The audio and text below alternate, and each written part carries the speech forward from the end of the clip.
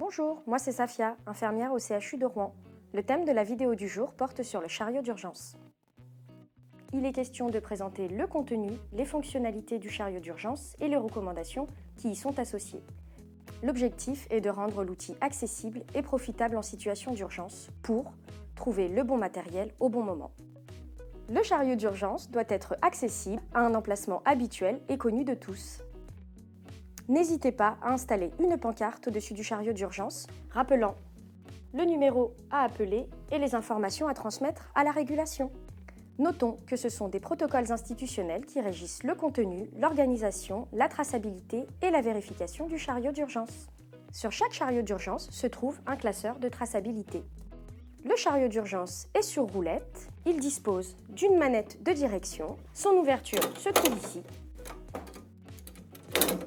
Après le retrait du plan dur, vous accédez au compartiment et au tiroir. Au-dessus du chariot d'urgence se trouve le défibrillateur semi-automatique, une boîte de gants, une boîte à aiguilles, un insufflateur manuel et une bouteille à oxygène remplie à 200 bars. Le côté poubelle. Dans le compartiment supérieur se trouve le kit d'intubation. Dans le tiroir numéro 1 des médicaments d'urgence, vous trouverez les thérapeutiques, dont certaines en seringues pré-remplies pour faciliter l'usage. Vous y trouverez également le nécessaire pour préparer et administrer vos thérapeutiques. Dans le tiroir numéro 2, vous trouverez le matériel de perfusion. Dans le tiroir numéro 3, vous trouverez le nécessaire relatif aux spécificités de service, ainsi que le matériel relatif à la gestion du choc anaphylactique, puis le matériel relatif à l'incident transfusionnel. Dans le tiroir numéro 4, vous trouverez le matériel d'oxygénation et de ventilation.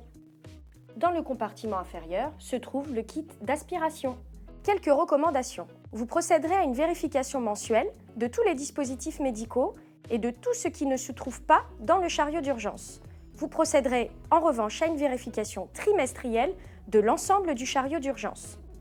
Vous procéderez au nettoyage avec une chiffonnette et un produit détergent désinfectant.